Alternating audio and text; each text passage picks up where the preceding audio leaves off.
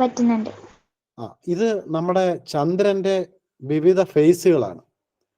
അതായത് ഒരു കറുത്തവാവ് മുതൽ അടുത്ത കറുത്തവാവ് വരെ എങ്ങനെയാണോ ചന്ദ്രന്റെ നമ്മൾ ചന്ദ്രക്കലയായിട്ട് പൂർണ്ണചന്ദ്രനായിട്ട് കാണുന്നത് എന്നുള്ളതാണ്.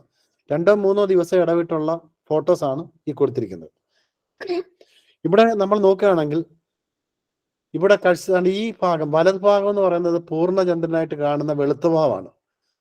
അപ്പോൾ അവിടെ നിന്ന് വെളുത്തവാവ് കഴിഞ്ഞാൽ പിന്നെ ചന്ദ്രന്റെ ഫേസ് കുറഞ്ഞ് വന്ന് ഇതേപോലെ ഒരു ചന്ദ്രക്കല പടിഞ്ഞാറെ ആകാശത്ത് ഒരു ദിവസം വൈകുന്നേരം കാണുന്ന,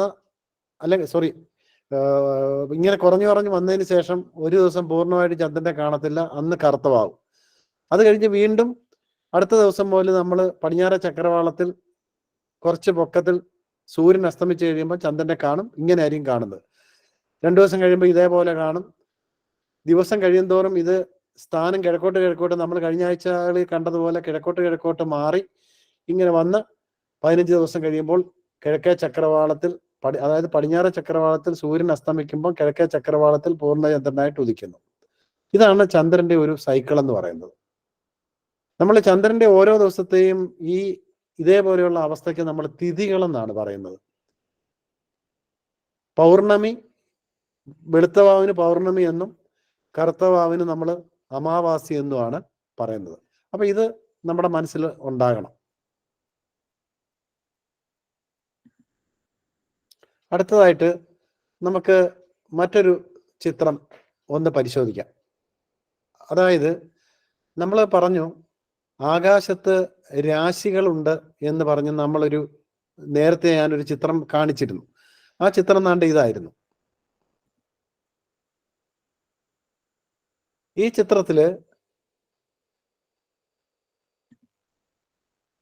ഈ ചിത്രം നമ്മൾ കണ്ടപ്പോൾ നമ്മൾ ഈ ചന്ദ്രന്റെ പാതയും അതേപോലെ തന്നെ സൂര്യന്റെ പാതയും നമ്മൾ പ്രത്യേകം ശ്രദ്ധിച്ചു. അതായത് ചന്ദ്രൻ എങ്ങനെയാണോ കിഴക്കോട്ട് നക്ഷത്രങ്ങളെ അപേക്ഷിച്ച് പോകുന്നത്, അതേപോലെ തന്നെ സൂര്യനും നക്ഷത്രങ്ങളെ അപേക്ഷിച്ച് കിഴക്കോട്ടൊരു ചലനം ഉണ്ടെന്നും ഒരു ദിവസം 1 ഡിഗ്രി വെച്ചാണ് അത് പോകുന്നതെന്നും 30 ദിവസം കൊണ്ട് 30 ഡിഗ്രി പോകുമെന്നും ആ 30 ഡിഗ്രി അകലത്തെയാണ് നമ്മൾ ഒരു രാശി എന്ന് പറയുന്നതെന്നും അങ്ങനെ 12, അതായത് ഭൂമിയെ ചുറ്റി വരുമ്പോൾ 12 രാശികൾ ഉണ്ടാകുന്നു. ഓരോ രാശിയും 30 ഡിഗ്രി വെച്ച്. അതിലെ തുടക്ക രാശി എന്ന് പറയുന്നത് മേടമാണ്. ഇടവം, മിഥുനം, കർക്കിടകം അങ്ങനെ പോകുന്നു. അപ്പോൾ 30 ദിവസം കൊണ്ട് സൂര്യൻ മേടൻ രാശിയുടെ തുടക്കത്തിൽ നിന്നും സഞ്ചരിച്ച് ഇടവൻ രാശിയുടെ തുടക്കത്തിൽ എത്തിച്ചേരും. അപ്പൊ നമ്മൾ ഇതിന് ആ സമയത്തിന് പറയുന്ന പേര് ഇടവ സംക്രമം എന്നാണ്. അത് കഴിഞ്ഞ് ഇടവം കഴിഞ്ഞിട്ട് 30 ദിവസം കഴിയുമ്പോൾ അത് മിഥുനം അതിന്റെ അടുത്തെത്തും. അപ്പോൾ നമ്മൾ മിഥുന സംക്രമം കഴിഞ്ഞാൽ പിന്നെ അടുത്ത 30 ദിവസത്തേക്ക് മിഥുന മാസമാണ്. അങ്ങനെ ഓരോ രാശികൾ കടക്കുന്നതനുസരിച്ച് രാശിയുടെ പേരെന്താണോ അത് നമ്മൾ മാസമായിട്ട് ആചരിച്ചു വരികയാണ്. അപ്പോൾ സൂര്യന് ഒരു പ്രത്യേക പാത നമുക്ക് ആകാശത്ത് നിശ്ചയിച്ചു കൊടുക്കാൻ സാധിക്കും. വിത്ത് റെസ്പെക്ട് ടു സ്റ്റാർസ്, നക്ഷത്രങ്ങളെ അപേക്ഷിച്ച് സൂര്യനും ചന്ദ്രൻ പോയതുപോലെയുള്ള ഒരു പാത ഉണ്ട്. അപ്പോൾ ഈ 2 പാതകളും യഥാർത്ഥത്തിൽ കൂട്ടിമുട്ടുന്ന വൃത്തങ്ങളാണ്. അപ്പൊ ആ വൃത്തം എങ്ങനെയാണെന്ന് നമുക്ക് ഇനി ഒന്ന് പരിശോധിക്കാം. ഈ 2 വൃത്തങ്ങൾ നമ്മൾ പ്രത്യേകമായിട്ട് എടുത്തിട്ട് ഇനി ആ രീതിയിൽ നമ്മളുടെ കാര്യങ്ങൾ മുന്നോട്ട് കൊണ്ടുപോകാം.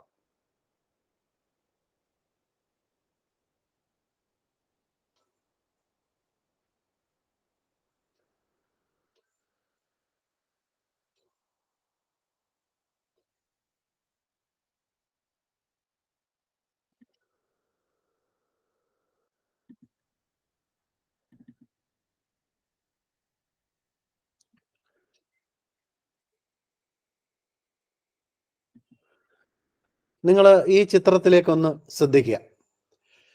നമ്മൾ ഈ നടുക്ക് കാണുന്നത് ഭൂമിയാണ്. ഈ ഭൂമി ഇങ്ങനെ കറങ്ങുന്ന സമയത്ത് നമ്മൾ സൂര്യന്റെ പാത നമ്മൾ കണക്കാക്കുകയാണെങ്കിൽ ഈ കാണുന്ന ബെൽറ്റ് പോലെ ഭൂമിക്ക് ചുറ്റും ഇങ്ങനെ ഒരു വഴിയിൽ കൂടിയാണ് സൂര്യൻ കടന്നു പോകുന്നത്. അതായത് ഈ പറയുന്ന നിറം കാണിച്ചിരിക്കുന്ന ബെൽറ്റിന്റെ നടുക്കുള്ള ഒരു ലൈനിൽ കൂടിയാണ് സൂര്യന്റെ സഞ്ചാരം നമുക്ക് കിട്ടുന്നത്. അതിന് അപ്പുറത്തേക്കും ഇപ്പുറത്തേക്കും 9 ഡിഗ്രി വെച്ച് ചേർത്ത് നമ്മളൊരു ബെൽറ്റ് പോലെ ഒരു ഭാഗം ആകാശത്ത് തീരുമാനിച്ചാൽ ആ ബെൽറ്റിന് പറയുന്ന പേരാണ് രാശിചക്രം. അതൊന്ന് ആലോചിച്ചോണം. ഈ ബെൽറ്റിന് പറയുന്ന പേര് രാശിചക്രം എന്നാണ് നമ്മൾ പറയുന്നത്. അതായത് ഈ രാശിചക്രത്തെയാണ് നമ്മൾ 12 ഡിവൈഡ് ചെയ്തിരിക്കുന്നത്. ഇപ്പൊ ഇതിനകത്ത് നമ്മൾ നോക്കുകയാണെങ്കിൽ കാണിച്ചിട്ടുണ്ട് വിർഗോ, ലിയോ എന്നൊക്കെ പറഞ്ഞ്, ഇങ്ങനെ ക്യാൻസർ എന്നൊക്കെ പറഞ്ഞ് കൊടുക്കുന്നതാണ്. അതില് ഓരോന്നും 30 ഡിഗ്രി വെച്ചാണ് നമ്മൾ മാർക്ക് ചെയ്തിരിക്കുന്നത്. അപ്പോൾ ഉദാഹരണത്തിന് നമ്മളിപ്പം ഞാൻ ഈ കഴ്സർ വെച്ചിരിക്കുന്നത് ഏരീസ് എന്ന് എഴുതിയിരിക്കുന്ന ആ കളറിന്റെ അടുത്താണ്. അപ്പൊ നമ്മൾ ഭൂമിയിൽ നിന്ന് നമ്മൾ നക്ഷത്രങ്ങളെ അപേക്ഷിച്ച് സൂര്യന്റെ സ്ഥാനം നോക്കുമ്പോൾ ഒരു ദിവസം ഈ കാണുന്ന ഏരീസ് എന്ന് പറയുന്ന ഈ 30 ഡിഗ്രിയുടെ തുടക്കത്തിൽ സൂര്യൻ നിൽക്കുന്നു എന്ന് കരുതുക. അടുത്ത 30 ദിവസം കൊണ്ട് സൂര്യൻ ഇങ്ങനെ പതുക്കെ സഞ്ചരിച്ച് ആ ഏരീസിനെ കവർ ചെയ്തിട്ട് അടുത്ത രാശിയുടെ അടുത്തേക്ക് ചെല്ലുന്നു. അപ്പം ഈ അടുത്ത രാശി എന്ന് പറഞ്ഞു കഴിഞ്ഞാൽ അത് ഇടവമാണ്. ഇടവം നിങ്ങൾക്കറിയാം. ഇടവം എന്ന് പറയുന്ന രാശിയെക്കുറിച്ച് നിങ്ങൾക്കറിയാം. ഇടവം കഴിഞ്ഞാൽ പിന്നെ മിഥുനം കഴിഞ്ഞാൽ കർക്കിടകം. ഈ കാണുന്ന ഭാഗമാണ് കർക്കിടകം. ക്യാൻസർ എന്ന് എഴുതിയിട്ടുണ്ട്. അപ്പോൾ ഈ പറയുന്ന ക്യാൻസറിന്റെ ഈ 30 ഡിഗ്രി സൂര്യൻ ഇവിടെ എത്തി ഇവിടം വരെ വരുമ്പോഴത്തേക്കും കർക്കിടക മാസം കഴിഞ്ഞു. ഇവിടെ നിൽക്കുമ്പോൾ സൂര്യന്റെ ചിങ്ങ സംക്രമം നടക്കുന്നു, ചിങ്ങത്തിലേക്ക് കടക്കുന്നു. അങ്ങനെ ചിങ്ങം ഇങ്ങനെ സൂര്യൻ ഇവിടം വരെ വന്നു കഴിയുമ്പോഴത്തേക്കും അത് ചിങ്ങമാസം കഴിയുന്നു. അത് കഴിഞ്ഞാൽ കന്നിയാണ്, വിർഗോ. അടുത്ത 30 ഡിഗ്രി കഴിയുമ്പോഴത്തേക്കും സൂര്യൻ കന്നി രാശി കഴിയുന്നു. അടുത്തത് ലൈബ്ര, തുലാം. അതിങ്ങനെ പോകുന്നു. അങ്ങനെ ഇതേപോലെ സൂര്യൻ ഇങ്ങനെ ഈ ഒരു ചക്രത്തിന്റെ നടുക്ക്, ഈ ബെൽറ്റിന്റെ നടുക്കുള്ള ഒരു ലൈനിൽ കൂടി ഇങ്ങനെ ഭൂമിയെ ചുറ്റുന്നതായിട്ടുള്ള ഒരു തോന്നൽ. യഥാർത്ഥത്തിൽ ഭൂമിയെ ചുറ്റുന്നില്ല, സൂര്യനെ ഭൂമിയാണ് ചുറ്റുന്നത്. അപ്പം സൂര്യനെ ഭൂമി ചുറ്റുമ്പോൾ നമ്മൾ ഭൂമിയിൽ ഇരുന്ന് സൂര്യനെ നിരീക്ഷിക്കുമ്പോൾ വളരെ അകലെയുള്ള നക്ഷത്ര പശ്ചാത്തലത്തിൽ സൂര്യൻ ഭൂമിയെ കറങ്ങുന്നു എന്ന് തോന്നും. അങ്ങനെ ആ സൂര്യൻ പോകുന്ന പാത നിർണ്ണയിക്കുകയും ആ പാത 360 ഡിഗ്രി ഉള്ള ഒരു വൃത്തമാണെന്ന് കണ്ടെത്തുകയും അതിനെ 30 ഡിഗ്രി ഉള്ള ഭാഗങ്ങളായിട്ട് തിരിച്ച് ആ ഭാഗങ്ങളിൽ ഡോമിനന്റ് ആയിട്ടുള്ള നക്ഷത്രങ്ങളെ ഉപയോഗപ്പെടുത്തിക്കൊണ്ട് ഓരോ പേരുകൾ നിശ്ചയിക്കുകയുമാണ് ഉണ്ടായിട്ടുള്ളത്. ഇനിയും അതായത് ഈ ചിത്രത്തിൽ നമുക്ക് പിന്നീട് ഒന്നുകൂടെ വരാം. അപ്പോൾ അടുത്ത ഒരു ചിത്രം നമുക്കൊന്ന് നോക്കാം.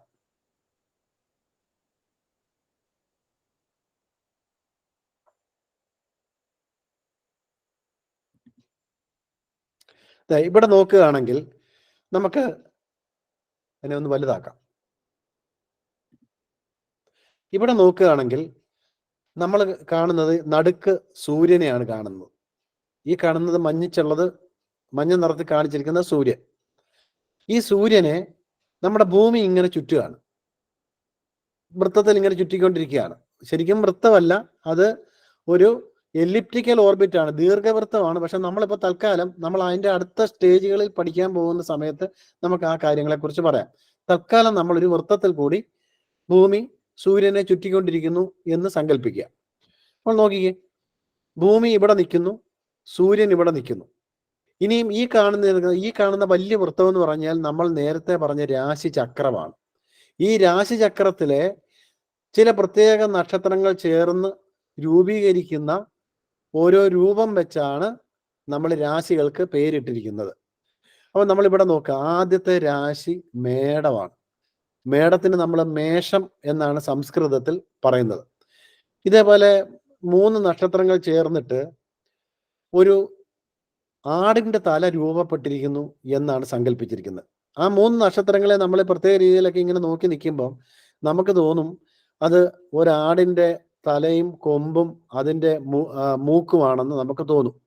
അപ്പോൾ അതുകൊണ്ട് ആ 30 ഡിഗ്രി ഭാഗത്തിന് നമ്മൾ പേരിട്ടിരിക്കുന്നത് മേഷം രാശി. ആ 30 ഡിഗ്രിക്ക് കൊടുത്തിരിക്കുന്ന പേര് മേഷം. അത് 3 നക്ഷത്രങ്ങൾ ചേർന്ന് ഒരാടിന്റെ രൂപം തോന്നുന്നു എന്ന് സങ്കല്പിച്ചുകൊണ്ടാണ് ആ 30 ഡിഗ്രിക്ക് നമ്മൾ പേര് കൊടുത്തിരിക്കുന്നത്. കാര്യം ആകാശം അളന്നെങ്കിൽ മാത്രമേ നമ്മൾക്ക് മാസങ്ങളും ദിവസങ്ങളും അതേപോലെ വർഷങ്ങളും നമുക്ക് നിശ്ചയിക്കാൻ സാധിക്കുകയുള്ളൂ. അപ്പോൾ സൂര്യന്റെ പാതയെ കൃത്യമായിട്ട് അളക്കേണ്ടതായിട്ടുണ്ട്. ആ അളന്ന് ഓരോ 30 ഡിഗ്രിക്ക് ഓരോ പേര് കൊടുത്തിരിക്കുന്നത് നമ്മളുടെ സൗകര്യത്തിനായിട്ടാണ്. സൂര്യൻ ഈ ഭാഗത്ത് വന്നു കഴിയുമ്പോൾ നമ്മൾ എല്ലാ വർഷവും മേടമാസമായിരിക്കും. അത് കഴിഞ്ഞാൽ ഇടവമാണ്. ഇടവം എന്ന് പറഞ്ഞാൽ നമുക്കറിയാം ഋഷഭം എന്നുള്ളൊരു സങ്കല്പമാണ്, കാള. അപ്പോൾ ഇവിടെ ഈ ഇത്രയും നക്ഷത്രങ്ങൾ ചേർന്നിട്ട് ഒരു കാളത്തല രൂപീകൃതമായിരിക്കുന്നു, 2 കൊമ്പുകളും ഒക്കെ ആയിട്ട് ഒരു കാളത്തല രൂപീകരിക്കുന്നു എന്നുള്ളൊരു സങ്കല്പം വെച്ചുകൊണ്ട് ഇതിന് നമ്മൾ ഋഷഭം എന്ന് പേര് കൊടുത്തു. അതുകൊണ്ട് ഋഷഭരാശിയാണ് മലയാളത്തിൽ നമ്മളത് ഇടവം എന്ന് പറയുന്നു. അത് കഴിഞ്ഞാൽ അടുത്തത് മിഥുനമാണ്. മിഥുനം എന്ന് പറഞ്ഞാൽ യഥാർത്ഥത്തിൽ 2 മുഖങ്ങൾ യോജിച്ചിരിക്കുന്നു എന്ന് തോന്നുന്ന തരത്തിൽ കുറേ നക്ഷത്രങ്ങൾ ചേർന്നിട്ട് ആ നക്ഷത്രങ്ങൾ ചേർത്ത് ചില ലൈനുകളൊക്കെ വരച്ചു കഴിയുമ്പോൾ നമ്മൾക്ക് തോന്നുന്നത് അവിടെ 2 മുഖങ്ങൾ ഇങ്ങനെ പരസ്പരം മുഖത്തോട് മുഖം നോക്കി ഇരിക്കുന്നത് പോലെ നമുക്ക് തോന്നും. ആ തരത്തിൽ സങ്കല്പിക്കപ്പെട്ടിരിക്കുകയാണ്. അതുകൊണ്ട് ആ 30 ഡിഗ്രിക്ക് നമ്മൾ എന്ത് പേര് കൊടുത്തു? മിഥുനം എന്ന് പേര് കൊടുത്തു. അത് കഴിഞ്ഞാൽ പിന്നീട് ഉള്ള ഭാഗം എന്ന് പറഞ്ഞാൽ അടുത്ത 30 ഡിഗ്രി എന്ന് പറഞ്ഞാൽ കർക്കിടകമാണ്. കർക്കിടകത്തിന് നമുക്കറിയാം, കർക്കിടകം എന്ന് പറഞ്ഞാൽ ഞണ്ടാണ്, ക്യാൻസർ എന്ന് ഇംഗ്ലീഷിൽ പറയും. അപ്പോൾ ഈ ഞണ്ടിന്റെ രൂപം, കുറെ നക്ഷത്രങ്ങൾ ചേർന്നിട്ട് ഒരു ഞണ്ട് രൂപം അവിടെ ദർശിക്കുകയാണ്. ഇതൊക്കെ സങ്കല്പങ്ങളാണ്. അപ്പൊ അത് നമ്മൾ അതെല്ലാം കൂടെ ചേർത്ത് ഇങ്ങനെ നമ്മൾ കുറച്ചു നേരം നമുക്ക് നോക്കുകയാണെങ്കിൽ ഇതൊരു ഞണ്ടിന്റെ വിവിധ ഭാഗങ്ങളാണെന്നുള്ള ഒരു തോന്നൽ നമ്മൾ അങ്ങനെ സങ്കല്പിച്ചുകൊണ്ട് നോക്കിയാൽ നമുക്ക് അങ്ങനെ തോന്നും. അപ്പൊ അതുകൊണ്ട് ആ ഭാഗത്തിന് നമ്മൾ കർക്കിടകം എന്ന് പേര് കൊടുത്തു. അപ്പം നോക്കുക, ഭൂമിയിൽ നിന്ന് കാണുന്ന ആകാശത്തിൽ സൂര്യൻ സഞ്ചരിക്കുന്നു എന്ന് തോന്നുന്നതാണ്. ഇപ്പൊ ഇവിടെ തന്നെ ഒന്ന് നോക്കിക്കേ, ഇത് ഭൂമി ഇവിടെയാണ്, സൂര്യൻ ഇവിടെ നിൽക്കുന്നു. അപ്പോൾ ഭൂമിയിൽ നിന്നും സൂര്യന്റെ പശ്ചാത്തലത്തിൽ വരുന്ന ഈ ഭാഗം, ഭൂമി കറങ്ങുന്നതനുസരിച്ച് നോക്കിയേ, ഭൂമി ഇപ്പൊ ഇവിടെ നിന്ന് ഇവിടെ വന്നു കഴിഞ്ഞാൽ നമ്മൾ സൂര്യനെ കാണുന്നത് ദാണ്ട് ഈ പശ്ചാത്തലത്തിലായിരിക്കും. അതുപോലെ ഭൂമി ദാണ്ട് ഇവിടെ വന്നു കഴിഞ്ഞാൽ ദാണ്ട് ഭൂമി ഇവിടെയാണ് നിൽക്കുന്നതെങ്കിൽ സൂര്യനെ നമ്മൾ കാണുന്നത് ഈ പശ്ചാത്തലത്തിലായിരിക്കും. അങ്ങനെ സൂര്യൻ ഏത് പശ്ചാത്തലത്തിൽ കാണുന്നുവോ ആ പശ്ചാത്തല ഏത് രാശി പേരിലാണോ അറിയപ്പെടുന്നത് അതാണ് നമ്മളുടെ മാസമായിട്ട് വരുന്നത്. അപ്പോൾ ഇവിടെ ചിത്രം കത്തിൽ നമ്മൾ കാണുകയാണ്, ഭൂമി ഇവിടെ നിൽക്കുന്നു, സൂര്യൻ ഇവിടെ നിൽക്കുന്നു. തീർച്ചയായിട്ടും ഭൂമി നിൽക്കുന്ന ഒരാളിന് സൂര്യൻ ചിങ്ങം നക്ഷത്രത്തിന്റെ പശ്ചാത്തലത്തിൽ നിൽക്കുന്നു. അതായത് സൂര്യൻ നോക്കുകയാണെങ്കിൽ ചിങ്ങം പുറയിലായിട്ട് കാണുന്നത് ചിങ്ങമാണ്. അപ്പൊ ചിങ്ങൻ രാശിയിൽ സൂര്യൻ നിൽക്കുന്നു എന്ന് സങ്കല്പിച്ചുകൊണ്ട് നമ്മൾ ഭൂമിയിൽ ഇരിക്കുന്നവർ പറയും, ഇപ്പോൾ സൂര്യൻ ചിങ്ങം രാശിയിലാണ്, അതുകൊണ്ട് ഈ മാസം ചിങ്ങമാണ് എന്ന് പറയും.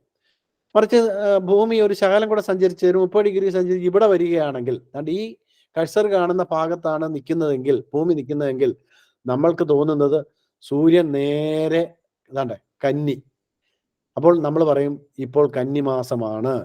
ഇനിയും ഭൂമി കുറച്ചുകൂടെ ഒരു 30 ഡിഗ്രി സഞ്ചരിച്ച് ഇവിടെ വരുന്നു ഭൂമി.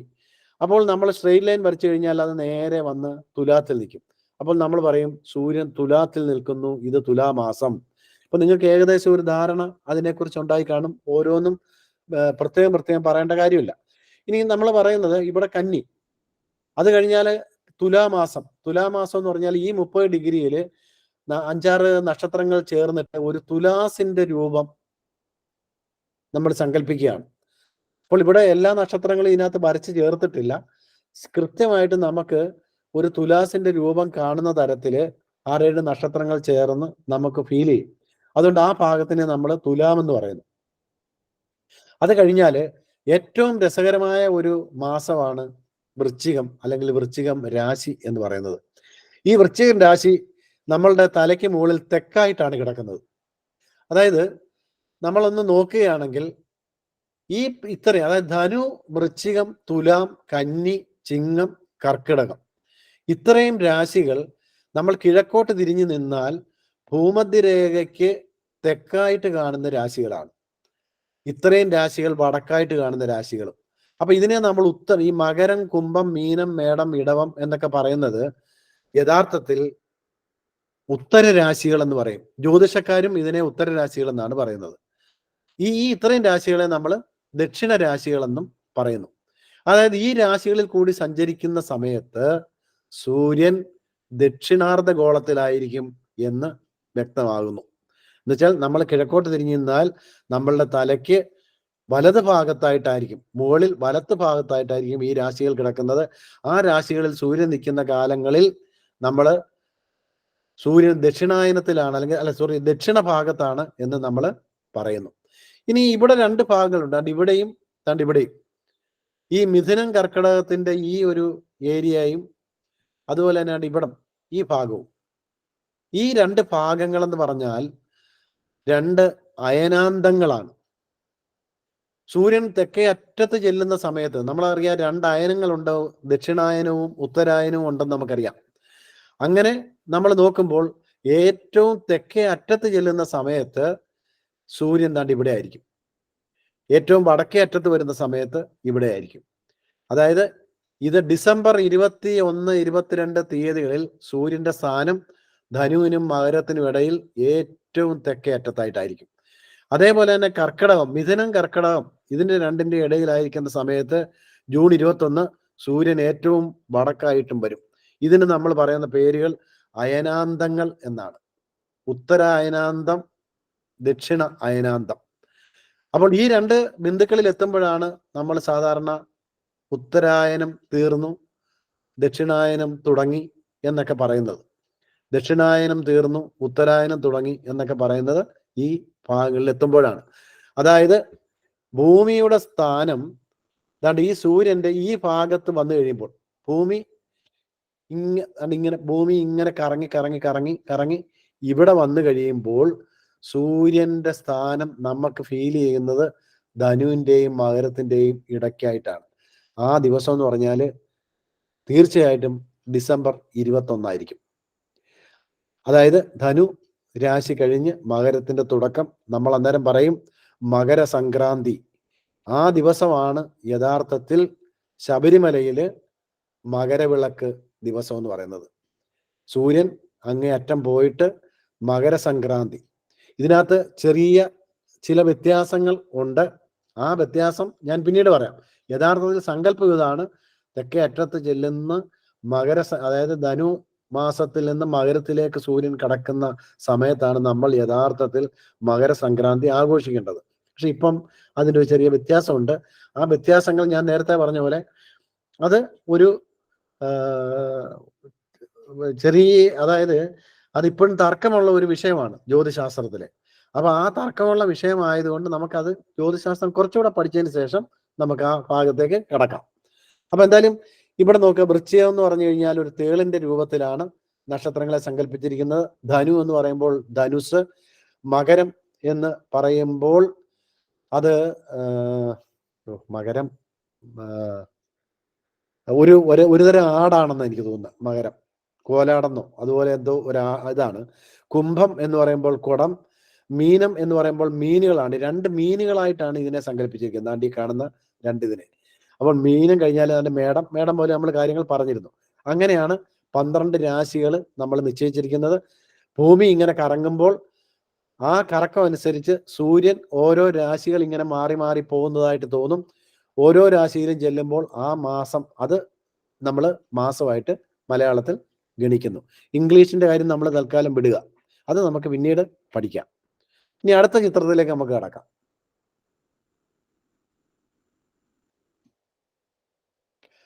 പിന്നെ ഞാൻ പറയുന്ന കാര്യങ്ങൾ കേൾക്കുന്നുണ്ടോ എന്നുള്ള കാര്യം ഒന്ന് അറിയിച്ചാൽ നന്നായിരിക്കും. കേൾക്കുന്നുണ്ട്. അപ്പൊ ഈ ചിത്രത്തിൽ കഴ്സറൊക്കെ കാണുന്നുണ്ടല്ലോ. കാണുന്നുണ്ട്. അപ്പൊ നിങ്ങൾക്ക് സംഭവം ഏതാണ്ടൊക്കെ ഒന്ന് മനസ്സിലാകുന്നില്ലേ? ഈ ചിത്രങ്ങളുടെയൊക്കെ സഹായത്തിൽ പറയുമ്പോൾ നമ്മൾ കഴിഞ്ഞ ദിവസം കണ്ട ആകാശവുമായിട്ട് ആ ചന്ദ്രന്റെ മൂവ്മെന്റും വെച്ച് നോക്കുമ്പോൾ ഇപ്പൊ നിങ്ങൾക്ക് കുറച്ച് കാര്യങ്ങളൊക്കെ പിടികിട്ടിയില്ലേ?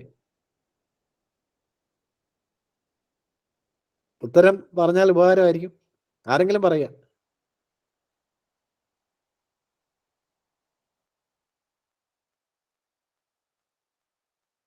ആരും ഒന്നും പറയുന്നില്ലല്ലോ.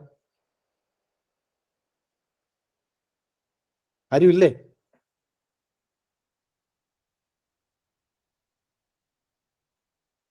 ഞാൻ പറയുന്ന കേൾക്കാൻ പറ്റുന്നുണ്ടോ?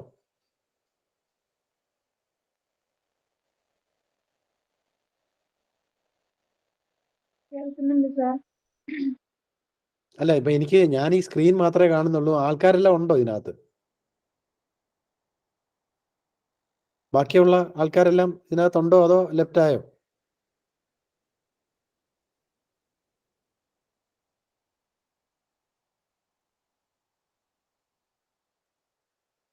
ആരും ഒന്നും പറയുന്നില്ലല്ലോ.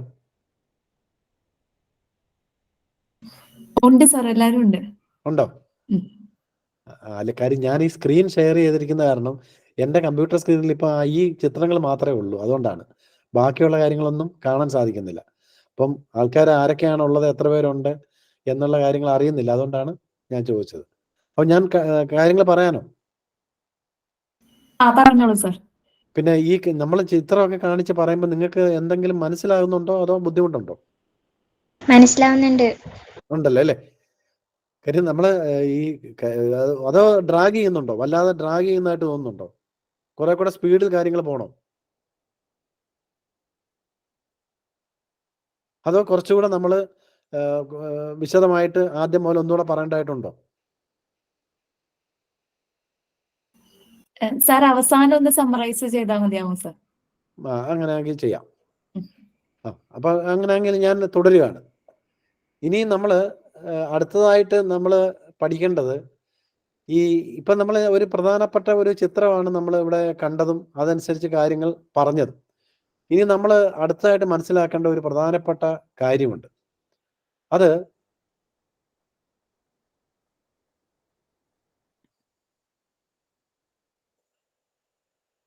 നമ്മൾ ഈ ചിത്രം ഒന്ന് ശ്രദ്ധിക്കുക.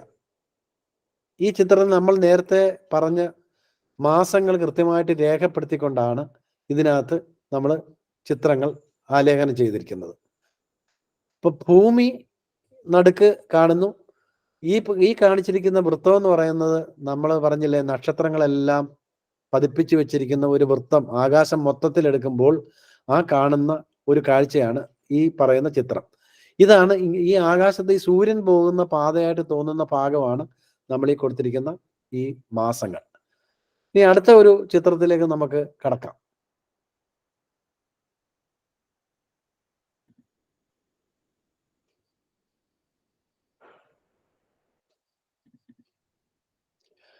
ഇവിടെ നമ്മൾ ശ്രദ്ധിക്കേണ്ട ഒരു കാര്യമുണ്ട്.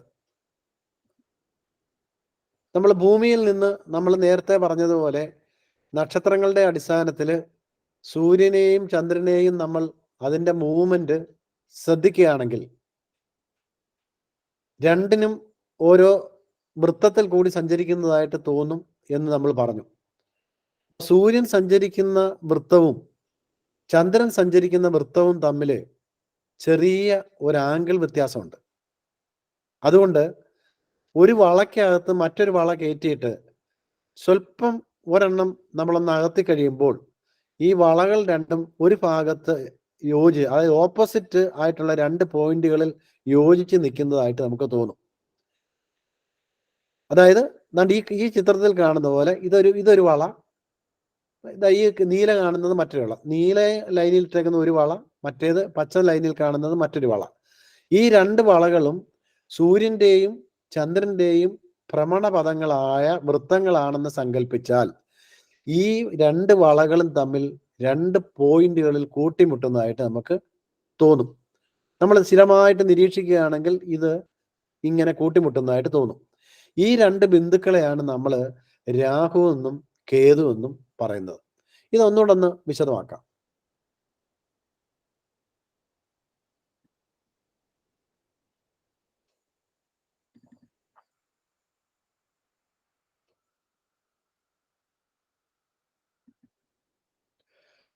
ഈ ചിത്രം നിങ്ങളൊന്ന് ശ്രദ്ധിക്കുക. നമ്മളിവിടെ ഈ സണ്ണെന്നിട്ടേക്കുന്ന ആ ഓറഞ്ച് കളറിലുള്ളത് സൂര്യന്റെ പാതയാണ്, സൂര്യൻ സഞ്ചരിക്കുന്ന വൃത്തമാണ്. അതായത് ഭൂമിയിൽ നിന്ന് നോക്കുമ്പോൾ നമ്മൾക്ക് തോന്നുന്ന സൂര്യന്റെ പാതയാണ് ഈ കാണിച്ചിരിക്കുന്നത്. ഈ വയലറ്റ് കളറിൽ കാണുന്നത് ചന്ദ്രനെ സംബന്ധിക്കുന്ന ചന്ദ്രന്റെ ഭ്രമണപഥവും. ഈ രണ്ട് ഭ്രമണപഥങ്ങളും തമ്മിൽ മുൻ ചിത്രത്തിൽ കണ്ടതുപോലെ രണ്ട് ഓപ്പോസിറ്റ് ബിന്ദുക്കളിൽ യോജിക്കുന്നു. ഈ രണ്ട് ബിന്ദുക്കളെയാണ് നമ്മൾ രാഹു കേതുക്കൾ എന്ന് പറയുന്നത്. ഇതിന്റെ കാരണം എന്ന് പറഞ്ഞാൽ ഈ രണ്ട് ഭ്രമണപഥങ്ങളും തമ്മിൽ ഒരു 5 ഡിഗ്രിയുടെ ഒരു അകൽച്ചയുണ്ട്. ആ അകൽച്ച ഉള്ളത് കൊണ്ടാണ് ഈ രണ്ട് ഭ്രമണപഥങ്ങളും ഭൂമിയുടെ ഓപ്പോസിറ്റ് ആയിട്ടുള്ള രണ്ട് ബിന്ദുക്കളിൽ കൂട്ടിമുട്ടുന്നതായിട്ട് നമുക്ക് തോന്നുന്നത്. അതുകൊണ്ടാണ് ഇവയെ രാഹുകേതുക്കൾ എന്ന് പറയുന്നത്. അപ്പൊ ഈ രാഹുകേതുക്കളെ കുറിച്ച് കുറച്ചുകൂടെ നമ്മൾ വിശദമായിട്ട് മനസ്സിലാക്കേണ്ടതായിട്ടുണ്ട്. നമ്മുടെ ജ്യോതിശാസ്ത്രത്തില് ലോകത്ത് ആദ്യമായിട്ട് രാഹുകേതുക്കളെ കുറിച്ച് പ്രതിപാദിക്കുന്ന ഗ്രന്ഥങ്ങളുള്ളത് ഇന്ത്യയിലാണ്. അപ്പോൾ അതുകൊണ്ട് തന്നെ നമുക്കൊരു കാര്യം മനസ്സിലാക്കാം, ഇന്ത്യയാണ് ജ്യോതിശാസ്ത്രത്തിന്റെ ഈറ്റില്ല. പക്ഷെ ഇത് പാശ്ചാത്യർ ഇത് സമ്മതിച്ചു തരുന്നില്ല. കാര്യം അവരുടെ കയ്യിലിരിക്കുന്ന രേഖകളിൽ ഒന്നും തന്നെ രാഹുകേതുക്കളില്ല. പക്ഷെ രാഹുകേതുക്കൾ ഇല്ലാതെ ജ്യോതിശാസ്ത്രം ഒട്ട് പഠിക്കാനും സാധിക്കില്ല.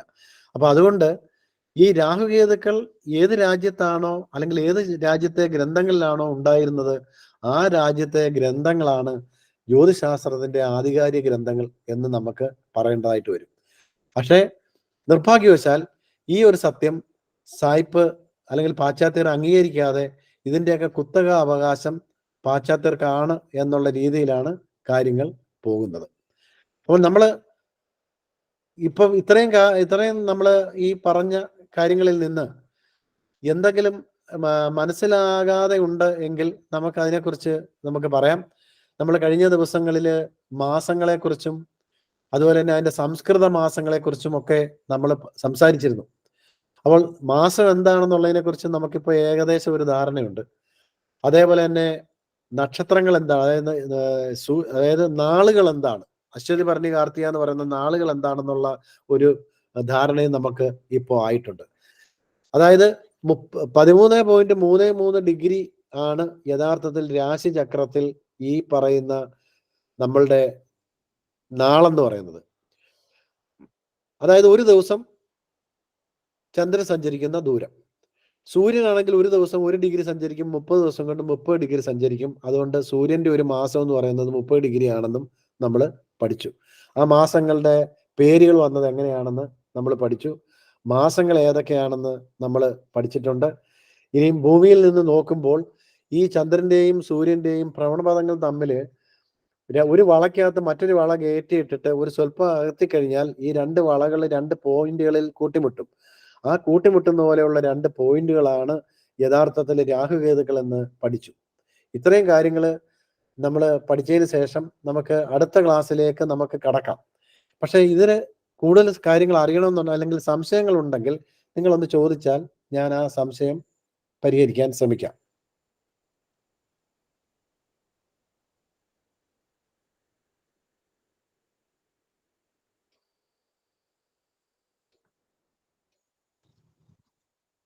നല്ല സങ്കല്പം ഉണ്ടെങ്കിൽ മാത്രമേ നമുക്ക് ഈ പറഞ്ഞ കാര്യങ്ങളൊക്കെ നമുക്ക് മനസ്സിലാകുള്ളൂ. ആകാശത്തേക്ക് നോക്കി നക്ഷത്രങ്ങളെ നിരീക്ഷിക്കുകയും ചന്ദ്രന്റെയും സൂര്യന്റെയും ഒക്കെ ഈ മൂവ്മെന്റ് നടക്കുന്നുണ്ടോ എന്നുള്ള കാര്യമൊക്കെ നമുക്ക് വേണമെന്നുണ്ടെങ്കിൽ മനസ്സിലാക്കാൻ പറ്റുന്ന കാര്യങ്ങൾ തന്നെയാണ്. വളരെ ഇതിനകത്തൊരു ഇൻട്രസ്റ്റ് കയറി കഴിഞ്ഞാൽ തീർച്ചയായിട്ടും ഇത് വളരെ ഈസി ആയിട്ടുള്ള കാര്യമാണ്. അപ്പോൾ സംശയങ്ങൾ ഉണ്ടെങ്കിൽ ചോദിക്കാം, ഇല്ലെങ്കിൽ പറഞ്ഞാൽ നമുക്ക് ഇന്നത്തെ ക്ലാസ് ഇവിടെ അവസാനിപ്പിച്ചിട്ട് നമുക്ക് വേണമെന്നുണ്ടെങ്കിൽ ഒരു നോട്ട് തയ്യാറാക്കി നമുക്ക് അടുത്ത ദിവസങ്ങളിൽ നമുക്ക് തയ്യാറാക്കി വേണമെങ്കിൽ അയച്ചു തരാം. അത് എന്താണെന്ന് വെച്ചാൽ നിങ്ങൾ പറയുക. സംശയം ഉണ്ടെങ്കിൽ കാര്യങ്ങൾ ചോദിച്ചിട്ട് ഞാനത് വ്യക്തമാക്കാനുള്ള ശ്രമം ഇപ്പോൾ നടത്താം. അപ്പം പറയുക.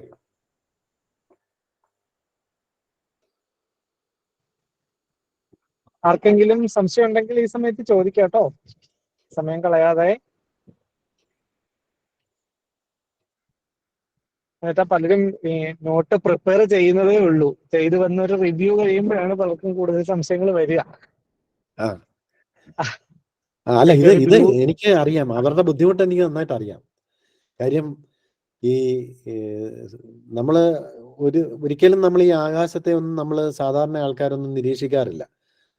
അപ്പോൾ അതുകൊണ്ട് ഈ ഭൂമി ഉരുണ്ടതാണെന്ന് പോലും വിശ്വസിക്കാൻ പ്രയാസപ്പെടുന്ന ആൾക്കാരുണ്ട്. അപ്പൊ അതുകൊണ്ട് നമ്മൾ അതുമായിട്ട് പൊരുത്തപ്പെട്ട് നമ്മൾ കുറെ ദിവസങ്ങൾ നിരീക്ഷണങ്ങൾക്ക് ശേഷം മാത്രമേ നമ്മൾക്ക് ഇതൊക്കെ നമ്മളുടെ മനസ്സിലേക്ക് വരത്തുള്ളൂ. അതുകൊണ്ട് വളരെ സ്പീഡിൽ കാര്യങ്ങൾ പോയിട്ട് കാര്യമില്ല. നമുക്ക് പതുക്കെ പതുക്കെ പോവാം. ഇപ്പം നമ്മൾ ഇത്രയും കാര്യമൊക്കെ പറഞ്ഞു, ചിത്രങ്ങളൊക്കെ നിങ്ങൾ കണ്ടു. ഇത് റെക്കോർഡ് ചെയ്ത് വെച്ചിട്ട് ഒന്നുകൂടെ കാണുകയോ നോക്കുകയൊക്കെ ചെയ്യുകയാണെങ്കിൽ കുറച്ചുകൂടെ നമുക്കിത് ബോധ്യമാവും. എന്നിട്ട് നമുക്കൊരു നോട്ടും കൂടി നമുക്ക് ഇതുമായിട്ട് ബന്ധപ്പെട്ട് തരാം. നമ്മൾ എങ്ങനെയാണ് അതിൻ്റെ നിരീക്ഷണം നടത്തേണ്ടതെന്നും നടത്തുമ്പോൾ നമ്മൾ കാണുന്ന കാര്യങ്ങൾ എന്താണെന്നും ഒക്കെ ഉള്ള വെച്ചുകൊണ്ട് നമുക്കൊരു നോട്ട് കൂടെ തയ്യാറാക്കി തരാം. അങ്ങനെ വരുന്നുണ്ടെ ഈ മാസവും നാളും പഠിച്ചു കഴിഞ്ഞാൽ ജ്യോതിശാസ്ത്രത്തിന്റെ നല്ലൊരു ഭാഗം പഠിച്ചു കഴിഞ്ഞു എന്നാണ് അർത്ഥം. അങ്ങനെ ഇത് രണ്ടും അറിയാവുന്നവർക്ക് ജ്യോതിഷം പഠിക്കാനും എളുപ്പമായിരിക്കും. അപ്പൊ അതുകൊണ്ട് ആ ഒരു ലെവലിലേക്ക് നമുക്ക് കടക്കാം. അപ്പൊ അങ്ങനെയാണെങ്കിൽ ഇന്നത്തെ ക്ലാസ് നിർത്തട്ടെ. അങ്ങനെ ആവാം കണ്ടിട്ട്. അങ്ങനെയാണെങ്കിൽ ഇനിയിപ്പോ ഉള്ള സംശയങ്ങള് ഈ ആഴ്ച ഗ്രൂപ്പുകളിലൊക്കെ ആയിട്ട് വരുന്ന സംശയങ്ങൾ ഞാൻ അയച്ചു തന്നോളാം. ആ അപ്പോ അതിനുള്ള മറുപടികൾ എങ്ങനെയാണെങ്കിൽ അടുത്ത ക്ലാസ്സിൽ ഒന്ന് കൊടുത്തിട്ട് തുടങ്ങിയാൽ മതിയാവുമല്ലോ. അപ്പൊ ഇവരുടെ അടുത്ത ക്ലാസ്സിൽ ഇവരെ നമ്മുടെ ക്ലാസ് റൂമിൽ കിട്ടുമ്പോൾ ഇവരുമായിട്ടൊന്ന് സംസാരിച്ചിട്ട് അവരുടെ ബുദ്ധിമുട്ടുകൾ എന്താണെന്നൊന്ന് മനസ്സിലാക്കി ഒന്ന് അറിയിക്കുകയാണെങ്കിൽ നമുക്ക് അതനുസരിച്ച് ചിത്രങ്ങളുടെ സ്വഭാവത്തിൽ വേണമെങ്കിൽ മാറ്റം വരുത്താം.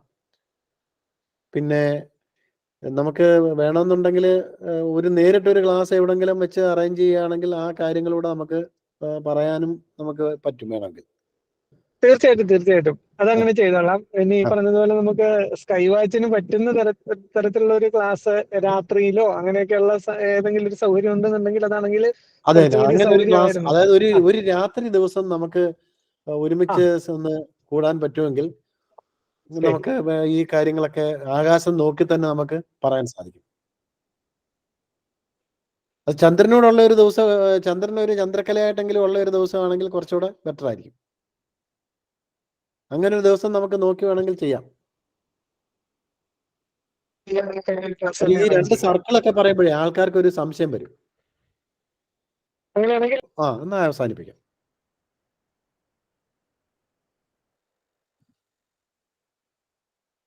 ഓക്കെ, അങ്ങനെ ആവട്ടെ. ശരി. അപ്പൊ എല്ലാവർക്കും ശുഭരാത്രി.